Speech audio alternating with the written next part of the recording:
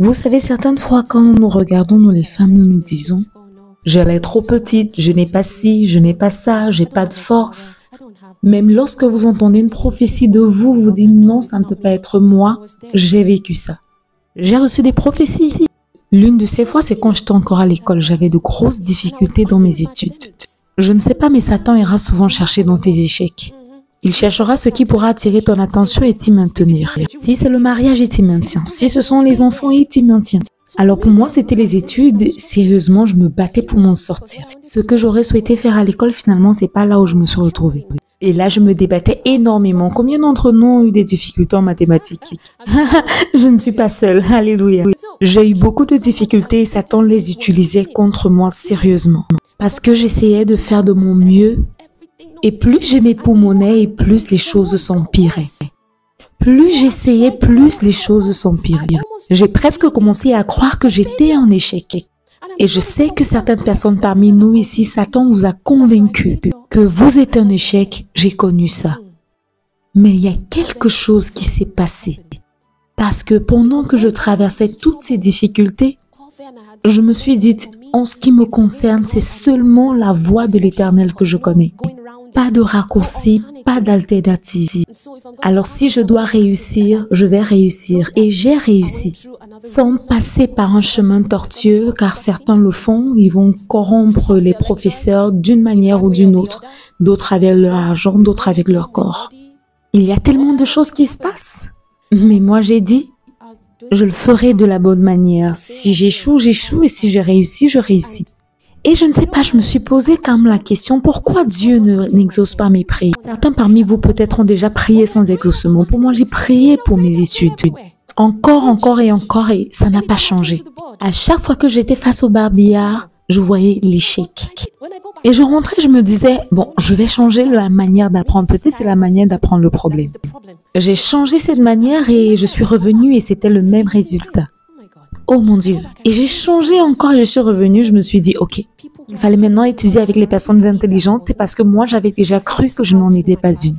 Donc, commencer à scruter dans ma salle qui sont les personnes intelligentes afin d'étudier avec elles et voir comment elles réussissent afin que moi également je puisse réussir. Ça n'a pas marché. Une autre option, c'était de regarder les scientifiques et voir comment ils apprenaient. Ils lisent énormément. Il y a quelque chose qu'on appelle bûcher jusqu'à ce que tu réussisses. Et là, c'est exactement ce que je voulais faire. Et moi, je me suis dit, je reçois cette onction et je vais bûcher jusqu'à ce que je vais réussir. Et là encore, j'ai tout fait et je suis revenue. Et les résultats étaient les mêmes. Et là, je me disais juste, oh mon Dieu. En fait, peut-être que je ne bouge pas suffisamment le Seigneur. Alors, je vais maintenant me vanter du Seigneur. En parler à quiconque veut l'entendre. Et mon papa étant en effet un professeur d'université, il était membre de la cellule informatique, il était parmi les personnes qui avaient accès aux résultats et qui les enregistraient. Et il me disait, oh Dinayo, tu dois t'asseoir et puis faire les choses bien.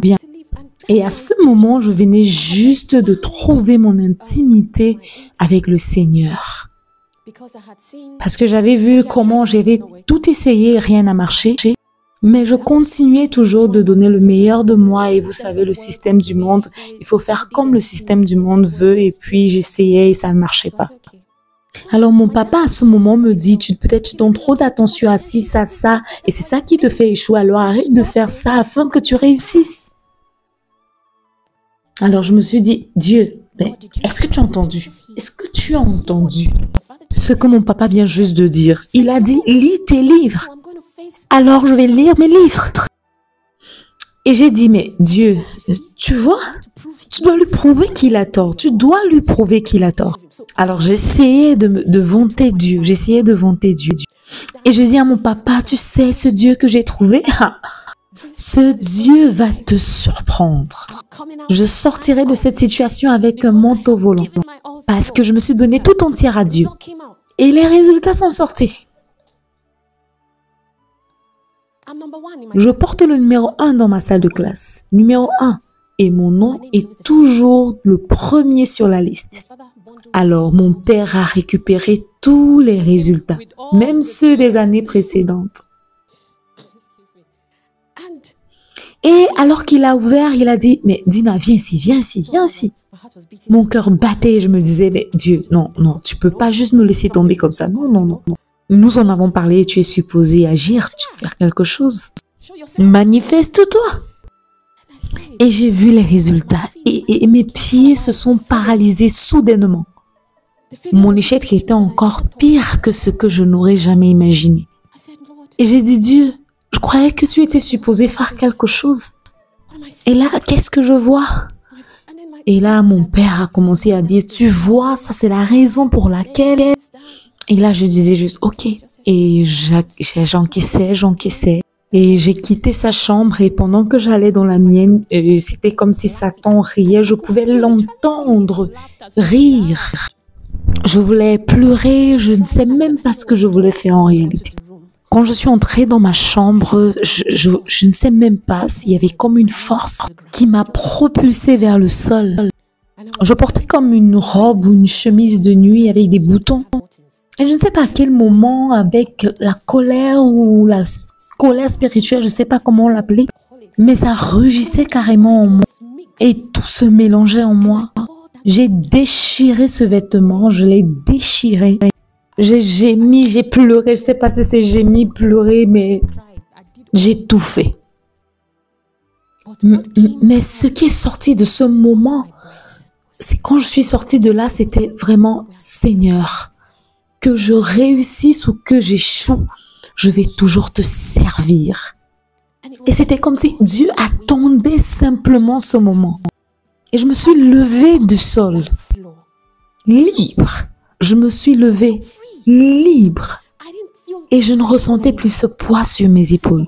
Et c'est dans cette nouvelle ère que j'entrais. Satan utilisait ça pour bloquer ma vie.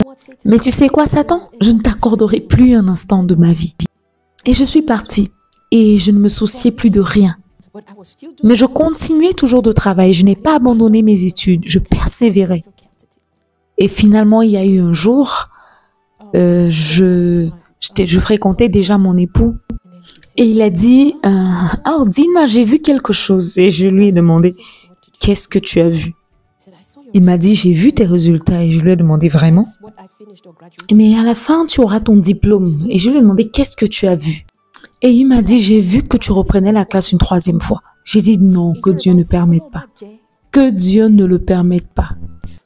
Alors, je me suis rassurée de tout faire pour que ça n'arrive pas. Je suis allée prendre toute la documentation, tout ce qu'il fallait. Il me dit, c'est ce que j'ai vu. Je lui ai dit, non, je vais faire de mon mieux. Et après, quand j'ai fini tout ce que j'avais à faire, quand j'ai regardé au barbillard, qu'est-ce que j'ai vu?